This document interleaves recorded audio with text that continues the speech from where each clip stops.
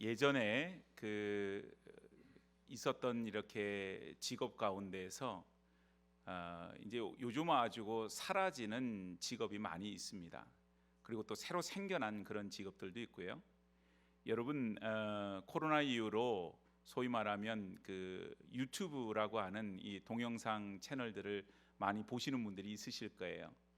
예전에는 뭘 이렇게 알아보려고 하면은 이렇게 글로 되어져 있는 것으로 이렇게 알아보고 또 뭐 이렇게 그렇게 했었는데, 요즘은 뭘 모르면 그냥 유튜브에 이렇게 검색을 합니다. 그러면 어떤 분들이 예를 들어서 뭐 변기가 막혔다 그러면은 이거 어떻게 뚫라 그런 거를 다 촬영을 해서 또 그렇게 올려놓는 분이 있어요.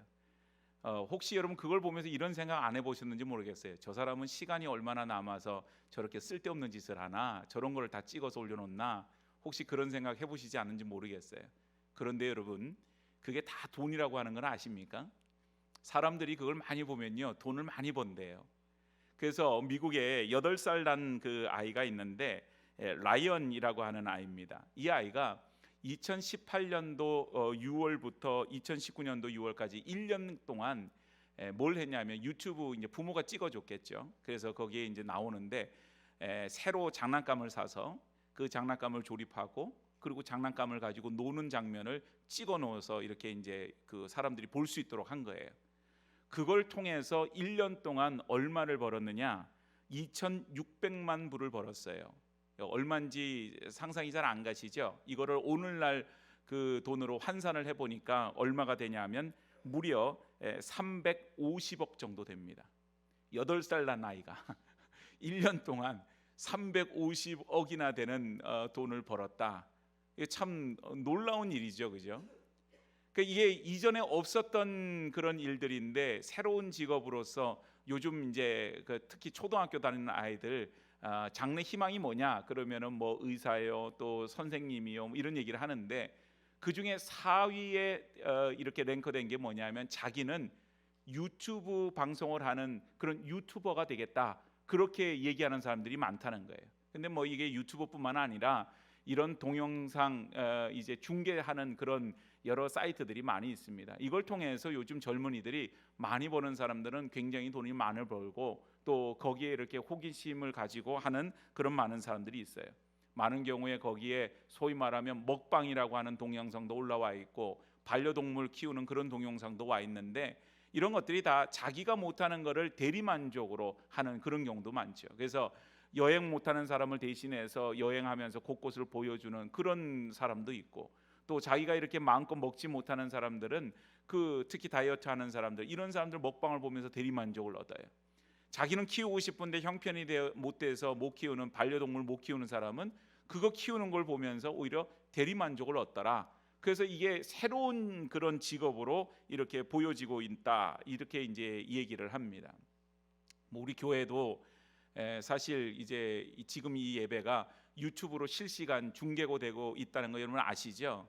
그리고 예배 후에는 이제 설교 부분만 이렇게 따로 편집을 해서 설교만 이렇게 유튜브에서 볼 수 있도록 그렇게 합니다.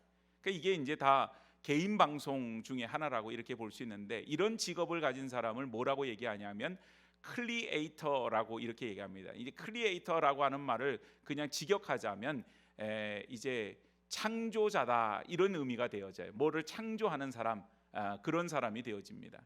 그런데 여러분, 우리 인생에 있어서 우리가 살아가는 이 세상 속에서 뭐를 창조한다라고 하는 게 우리한테 해당이 되는 것인가요? 창조를 한다라고 하는 것은 아무것도 없는 것에서 그것을 뭔가를 만들어내는 것이에요.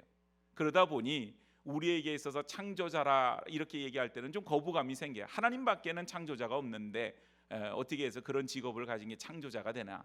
그래서 뭐 창작자다 뭐 이렇게 또 번역을 하기도 합니다만은, 이렇거나 저렇거나 이렇게 이전에 없던 어떤 직업이 새로 생겨져 있는 그런 일들도 있습니다.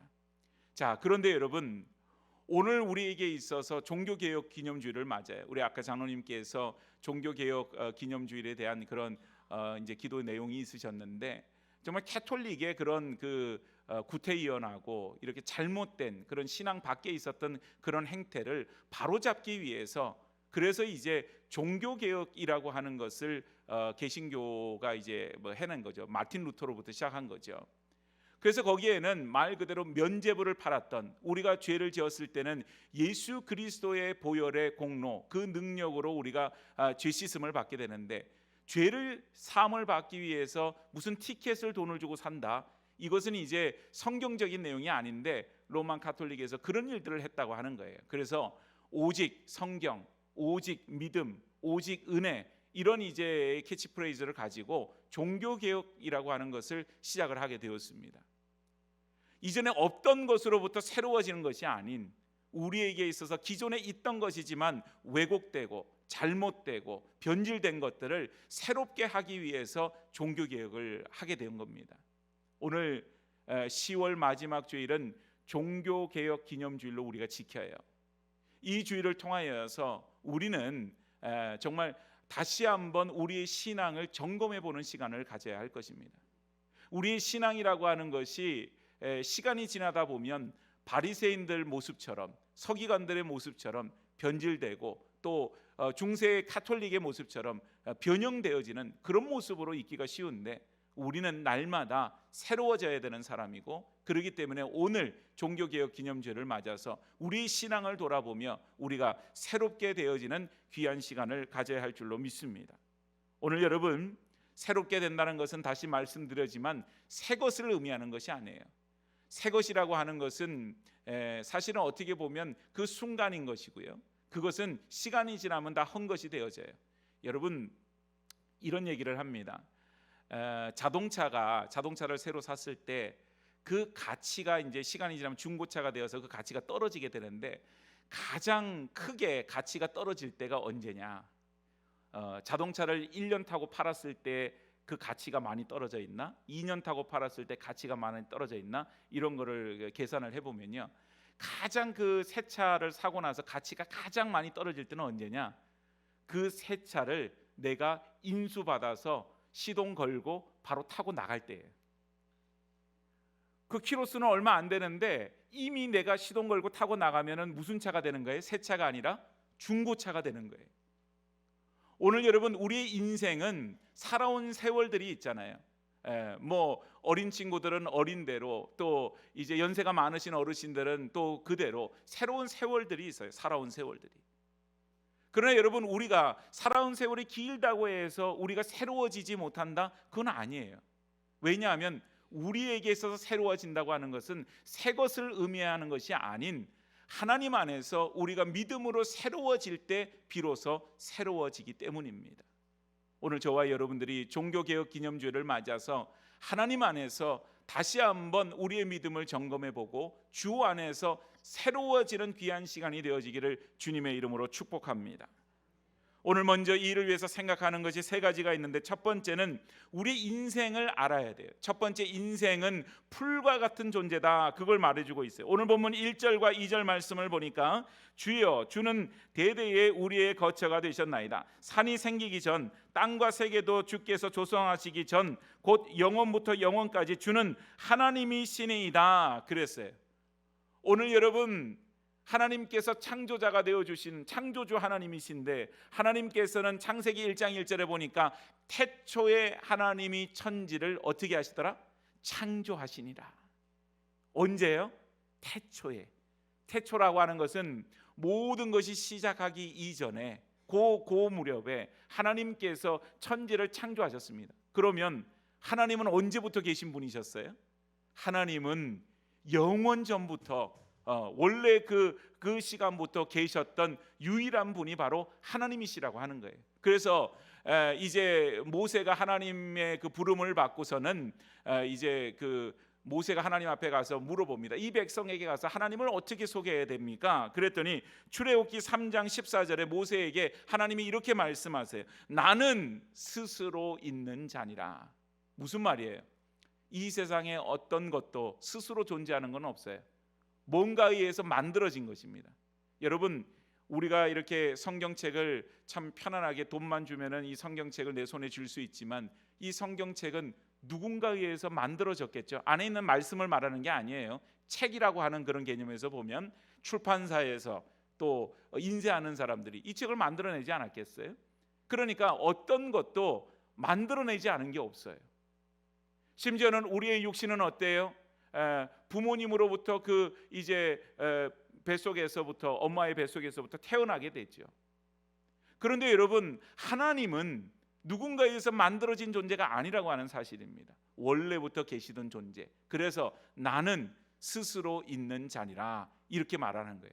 그런데 사람들은 자기의 상황에 따라서 어떨 때는 하나님이 계신다고 얘기하고 하나님이 역사하신다 그러고, 또 내가 고난 가운데, 어려움 가운데 그렇게 놓여질 때는 하나님이 계시지 않는 것처럼 그렇게 말을 할 때가 참 많이 있습니다. 시편 14편과 53편 1절에 보면 이렇게 얘기를 하지요. 어리석은 자는 그의 마음에 이르기를 어떻게 해요? 하나님이 없다 하도다. 여러분, 우리가 하나님이 없다 얘기하면 하나님이 안 계신 분이 되나요? 우리가 하나님이 계신 것으로 인정하면 하나님이 계신 분이 되어지나요? 그렇지 않죠. 하나님은, 우리가 하나님이 계십니다, 하나님이 안 계십니다, 그것과 상관없이 하나님은 존재하시는 분이세요. 영원부터 영원까지 모든 만물이 지어지기 훨씬 이전부터, 원래부터 존재하시는 분, 그분은 하나님이십니다. 이 땅의 모든 것이 다 소멸되어서 없어진다고 한들 끝까지 남아 계시는 분은 하나님이십니다. 우리가 그 하나님에 대해서 분명히 알고 있어야 돼요. 그 반면에 우리 인생은 어떻습니까? 3절에서 5절 말씀을 보니까 주께서 사람을 티끌로 돌아가게 하시고 말씀하시기를 너희 인생들은 돌아가라 하셨사오니 주의 목전에는 천년이 지나간 어제 같으며 밤의 한순간 같을 뿐이니이다. 주께서 그들을 홍수처럼 쓸어 가시나이다. 그들은 잠깐 자는 것 같으며 아침에 돋는 풀 같으니이다. 사람이 처음에 만들어졌을 때 하나님이 뭘로 만들었다 그랬습니까? 흙으로 사람을 만들었다 그랬어요. 그런데 그 흙으로 만들었다라고 하는데 영어 성경에는 그 흙이 아니고 더스트라고 표현되어 있어요. 이 더스트라고 하는 것은 먼지라고 하는 의미입니다.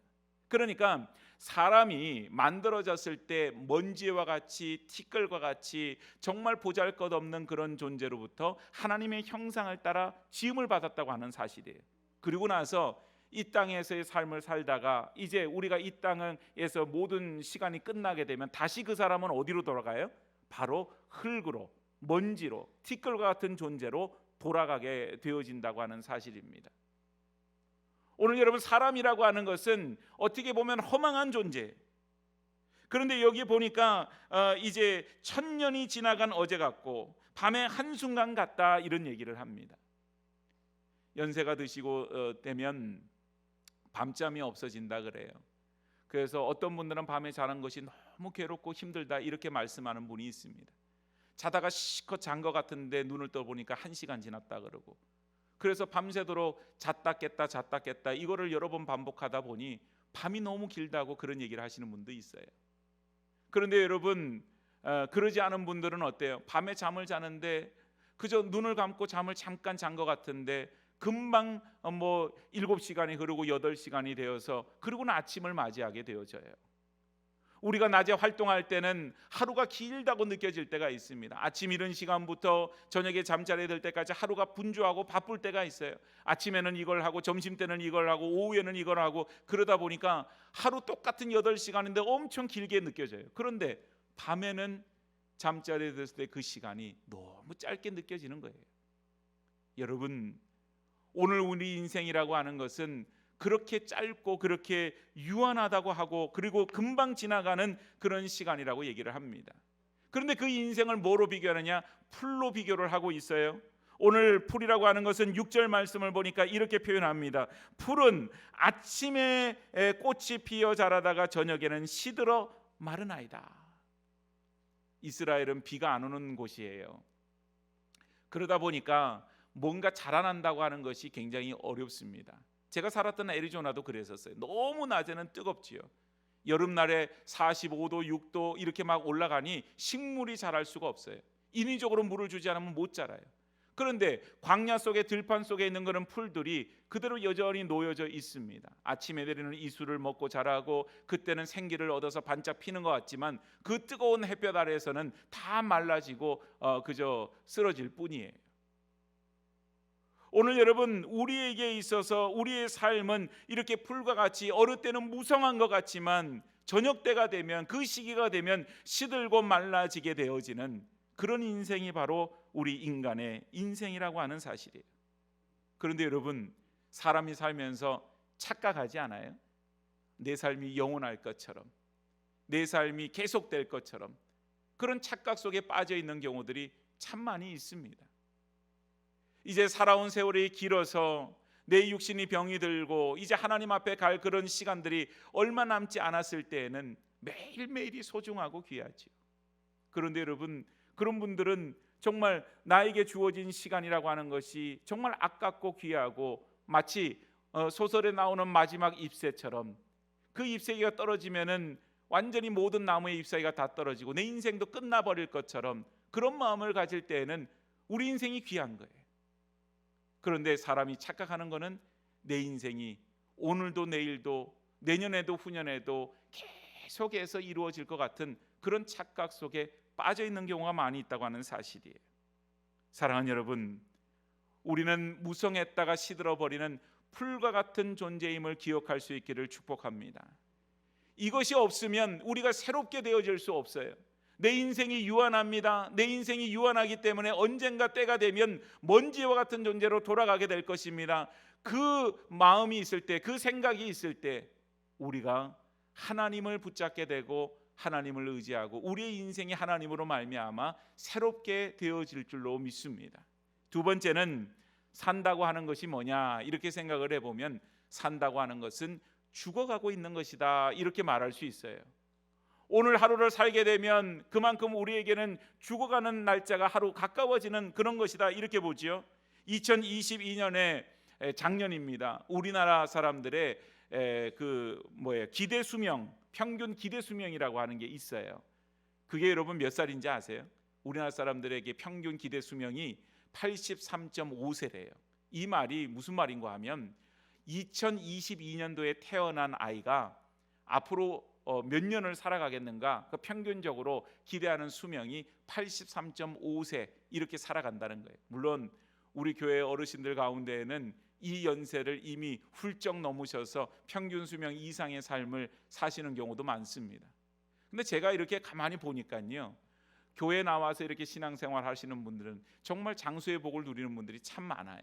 그럼에도 불구하고 이 자리도 그렇지만 실질적으로 100세를 넘은 분들, 요즘 100세 인생 그러지만 100세를 넘게 사시는 분들, 이런 분들을 우리가 만나기는 극히 그렇게 쉬운 일은 아니더라고요.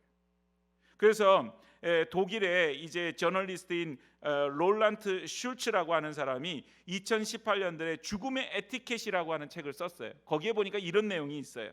산다는 것은 곧 죽어가고 있는 것이며 어쨌든 당신이 바라는 것보다 일찍 죽게 될 것이에요.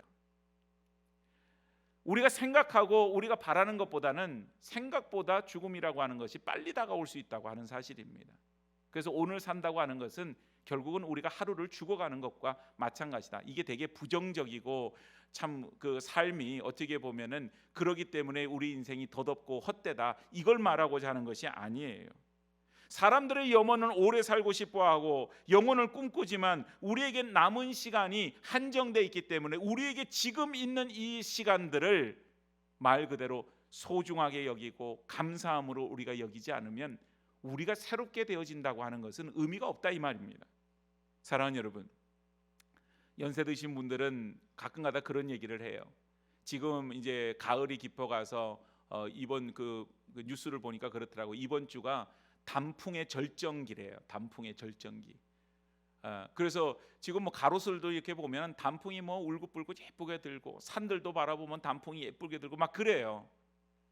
그런데 이제 어떤 분들에게는 그냥 그걸 보고 아무런 감동이 없이 그냥 지나가요. 그런데 내년에 이 단풍을 다시 볼 수 있을까 생각할 정도로 이제 연륜이 깊으신 분들은 그게 너무 귀해 보이는 거예요. 말 그대로 마지막 잎새가 너무 귀하듯이 내 눈으로 바라보고 내가 경험하고 내가 그저 그전에는 일상생활 속에서 아무렇지도 않게 그냥 여겼던 모든 것들이 너무너무 귀한 거예요. 너무너무. 어느 때가 되면 먼지로 돌아간다 그랬잖아요. 티끌로. 어느 때가 되면 우리 인생이 그렇게 될 건데 오늘 우리에게 주어진 모든 시간과 모든 삶의 어떤 경험들과 어떤 그런 환경들이 따지고 보면 너무나도 귀하잖아요. 그런 것들이. 오늘 그래서 박우연이라고 하는 시인이 그때는 그때의 아름다움을 모른다, 이런 이제 시를 졌는데, 그 지금의 이 순간 소중함, 아름다움, 이런 것들을 설명하고 있어요. 제가 한번 이 시를 읽어보겠습니다. 20대에는 서른이 두려웠다. 서른이 되면 죽는 줄 알았다. 이윽고 서른이 되었고 싱겁게 난 살아 있었다. 마흔이 되니 그때가 그리 아름다운 나이였다. 30대에는 마흔이 두려웠다. 마흔이 되면 세상이 끝나는 줄 알았다. 이윽고 마흔이 되었고 나는 슬프게 멀쩡했다. 쉰이 되니 그때가 그리 아름다운 나이였다. 예순이 되면 쉰이 그러하리라. 일흔이 되면 예순이 그러리라. 죽음 앞에서 모든 그때는 절정이다. 모든 나이는 아름답다. 다만 그때는 그때의 아름다움을 모를 뿐이다. 여러분, 의미가 있는 얘기죠. 우리가 살아가는 이 순간에서 우리는 지금의 아름다움을 놓치고 있는 경우가 너무 많이 있어요. 내가 비록 힘이 들지만 지팡이에 의지해서 걸음을 옮긴다 할지라도 그 순간 그때가 참 아름다운 순간이라고 하는 사실입니다. 왜냐하면 나중에는 그것조차도 못하게 될 터이니까요. 우리의 건강, 우리의 육신이 쇠약해지고 우리가 나이가 들어가서 이전에 할 수 있는 일들을 지금은 하지 못하는 것들이 많다 할지라도 지금 이 순간이 정말 좋을 때입니다. 정말 아름다운 때입니다. 여러분, 내가 살아가는 이 시간에 그 소중함과 그 감사함에 대해서 잃어버리면 우리가 새롭게 됩시다, 하나님 앞에서 새롭게 됩시다, 그것은 헛된 구호에 그냥 불과해요. 아무런 의미가 없는 거예요. 내가 매일매일 살아가는 이 순간 속에서 하나님 앞에 감사함으로 살아가지 못하고 이 순간을 귀하게 여기지 못하면서 뭘 새롭게 한다는 말입니까? 오늘 우리의 착각 속에서 우리는 벗어나야 됩니다. 우리의 삶이 정해져 있어요. 우리의 시간이 언제가 될지 하나님만 아십니다. 그러기에 오늘 우리가 살아가는 이 시간이 소중하고 귀하고 감사한 것입니다. 오늘 여러분 지금 드리는 예배 속에서 어떤 마음으로 드리나요? 습관을 쫓아서 주일이 되었으니 그저 교회 안 나가면 뭔가 찜찜하고 그저 교회 나가야 될 것 같다, 혹시 그냥 그런 마음으로 교회에 나와서 앉아 있지는 않습니까? 만일 지금 이 순간 드리는 예배가 우리 인생의 마지막 예배라면 여러분 우리의 마음이 어떨까요? 오늘 이 순간에 주어진 모든 것들이 하나님 앞에 감사한 일인 줄로 믿습니다. 모든 것들이 귀하고 모든 것들이 정말 하나님이 주신 그 모든 것이 은혜인 줄로 믿습니다. 이런 마음을 가지게 되면요, 사실은 어떤 사람과 불편한 관계에 놓여져 있고 좀 그런 뭐가 있어도 그게 다 부질없는 거예요. 이 땅에서 아둥바둥하고 서로 싸우고 서로 외면하고 서로 질투하고 시기하고 서로 누가 높니 낮니 이런 것 때문에 서로 실갱이하고 하나님 앞에서 그게 무슨 의미가 있을까, 그런 생각을 하게 되죠. 사랑하는 여러분, 우리의 새로움은 없는 것에서 뭘 새롭게 찾는 게 아니에요. 우리가 새롭게 된다고 하는 것은 뭘 없는 상황 속에서 우리가 새로 태어나거나 새롭게 뭔가 되어지거나 그런 건 아니에요. 오늘 우리가 머리부터 발끝까지 아침에 깨끗하게 씻고 그리고 머리부터 발끝까지 새 옷을 입고 모든 것을 새롭게 치장한다고 해서 우리가 새롭게 되어지겠어요? 그건 안 되는 거예요. 우리가 새롭게 되어지는 것은 오직 하나님 안에, 주 안에 있을 때, 또한 우리의 삶이 풀과 같은 존재이고 우리의 삶이 하나님이 붙들어 주시고 하나님이 은혜 주시지 않으면 단 한순간도 의미 없어지는 그런 삶임을 우리가 자각하고, 우리에게 하나님이 이렇게 귀한 삶 주셨으니 그 삶을 귀중하게 여기고 매 순간마다 감사함으로 살아가게 될 때 그 삶이 새롭게 되어지는 삶인 줄로 믿습니다. 오늘 세 번째는, 그래서 내 삶의 주인이 하나님이심을 우리가 깨달아야 돼요. 풀과 같은 시들어지는 인생, 유한한 인생, 이런 걸 살아갈 때 오늘 본문 14절과 15절 말씀에 이런 말씀을 합니다. 아침에 주의 인자하심이 우리를 만족하게 하사 우리를 일생 동안 즐겁고 기쁘게 하소서. 우리를 괴롭게 하신 날수대로와 우리가 화를 당한 연수대로 우리를 기쁘게 하소서. 오늘 14절 15절 말씀, 이 말씀 속에 두 번이나 반복하고 있는 말씀이 있어요. 뭡니까? 기쁘게 하소서, 기쁘게 하소서. 14절에는 하나님께서 우리를 만족해 하심으로 우리가 기쁘고, 15절에는 우리가 괴롭고 화를 당한 연수대로 하나님께서 우리를 기쁘게 하여 주실 것을 청원하고 있어요. 우리의 기쁨이 이 세상 것에 달려있지 않고 어디에 있다고 하는 것을 말해주는 것입니까? 하나님께 있음을 말해주고 있어요. 우리가 새롭게 되기 위해서 내 삶의 주인은 오직 하나님 한 분밖에 계시지 않습니다. 바로 그 고백이 세상에 어떤 것으로 만족함을 얻을 수 없고 그것으로 기쁨을 얻을 수 없고 하나님 한 분만으로 해서 만족하고 기뻐할 수 있습니다. 오늘 여러분 이것을 기억하게 되면 우리가 하나님 앞에 서 있게 되고 하나님 앞에서 하나님만을 의지하게 되는 그런 삶을 살아가게 될 줄로 믿습니다. 오늘 우리의 삶은 전적으로 하나님 손에 붙들려져 있지요. 그래서 16절과 17절에 주께서 행하신 일을 주의 종들에게 나타내시며 주의 영광을 그들의 자손에게 나타내소서. 주 우리 하나님의 은총을 우리에게 내리게 하사 우리의 손이 행한 일을 우리에게 견고하게 하소서. 우리의 손이 행한 일을 견고하게 하소서. 두 번이나 반복하고 있어요. 하나님이 우리를 붙들어 주실 때 우리의 삶이 견고하게 되어지고 우리의 삶이 하나님 앞에 영광이 되어지게 되고 그 삶이 하나님 앞에서 날마다 새로워지는 삶이에요. 여러분, 우리가 종교개혁이라고 하는 것이 그렇잖아요. 날마다 우리가 새롭게 되는 것이 사실은 종교개혁인데, 우리가 시간이 지나면서 알게 모르게 타성해졌고, 우리가 시간이 지나면서 알게 모르게 우리의 믿음이 변질되는 그런 일들이 세상 가운데 있습니다. 바리새인이 되고 싶어 바리새인이 되는 게 아니에요. 정말 하나님 앞에서 새로워지는 것을 우리가 하지 않고 그것을 생각하지 않을 때 바리새인이 되는 겁니다. 올해 우리의 인생이 하나님 안에서 정말 다시 한번 하나님께서 영원부터 영원까지 계신 분, 내 인생은 풀과 같이 쓰러질 수밖에 없는 그런 존재, 그래서 내가 하나님을 의지하고 하나님 앞에서 살아갈 수밖에 없는 존재, 그것이 하나님 앞에 영광이요 우리의 삶을 견고하게 하시는 분 하나님밖에 계시지 않습니다.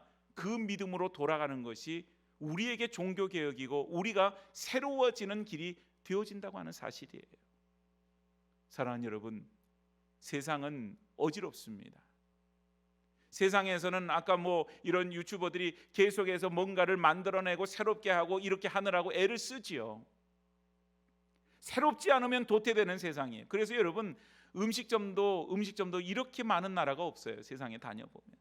그런데 이 많은 음식점들 어떻게 살아났나 이를 보면은 물론 옛날부터 하던 방식대로 오래된 노포라 그러죠. 오래된 가게들. 그렇게 음식점을 운영하는 분들, 잘 되는 분들이 있어요. 그런데 새로 만들어지는 가게들은 그 손맛과 실력을 못 쫓아가니까 뭔가 새로워져야 된다는 거예요. 그래서 새로운 걸 만들어내요. 세상의 풍조가 그렇게 갑니다. 없던 걸 뭘 새롭게 만들어지고, 그래서 새로워지느라고 애를 써요. 여러분, 아까 유튜브 말씀드렸지만 그런 창작물을 만들어낸다는 게 엄청 힘이 들잖아요. 쉽지 않아요. 오늘 우리의 인생은 그렇게 새로워질 수 없어요. 그렇게 종교개혁이 될 수 없어요. 우리 안에 변질되고 우리 안에 왜곡되어지고 우리 안에 바뀌어진 모양으로 가지고 있는 이런 것들을 다시금 종교개혁의 정신으로 돌아가서 다시금 오직 성경으로, 오직 믿음으로, 오직 은혜로 하나님 앞에 돌아가서 하나님 앞에서 우리의 심령을 새롭게 하게 되어질 때 진정으로 우리는 날마다 새로운 삶을 살게 되어질 줄로 믿습니다. 사랑하는 여러분, 당연하게 여겼던 것 없으신가요? 그저 당연한 것으로 여겨진 것들, 그래서 감사함을 잃어버리고 소중함도 잃어버리고, 그리고 그 당연함에 그저 편리함만을 자꾸 추구해서 이렇게 하면 편하고 저렇게 하면 편하고, 편리함이 본질을 잃어버리게 하는 측면으로 나아갔던 그런 부분은 없으신가요? 예배도 그렇잖아요. 예배의 본질을 잃어버리게 되면 환경적으로만 자꾸 개선을 하려고 그래요. 그래서 시설적으로 좋게 만들고 예배의 형태에 뭔가 사람들에게 감동을 주려고 애를 씁니다. 그런 쪽으로 집중하게 되면 본질을 잃어버리는 그런 상황에 놓여지는 거죠. 우리의 예배는 무엇보다 하나님 앞에 영광이 되어져야 될 줄로 믿습니다.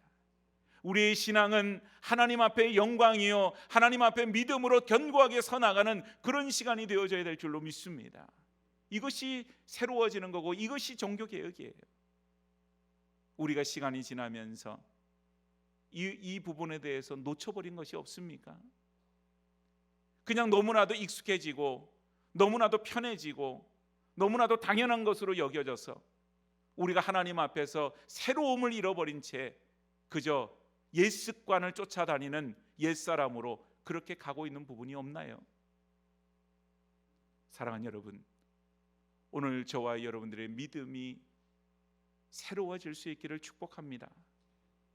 종교개혁을 맞아서 오늘 이 시대가 우리는 개신교라고 하는 그때의 종교개혁을 통하여서 그렇게 탄생한 그런 우리가 교파에 몸을 담고 있지만 우리가 여전히 예전에 그런 로만 카톨릭을 쫓아가고 있는 그런 모습이라면 우리는 과감하게 모든 것을 내려놓고 새롭게 하는 일에 마음을 둬야 할 것입니다. 매일매일 하나님과 더불어서 다시 하나님께로 돌아가 오직 성경, 오직 믿음, 오직 은혜로 하나님 앞에서 믿음으로 세워지게 되어지는 그런 주의 백성들이 되어지기를 주님의 이름으로 축복합니다.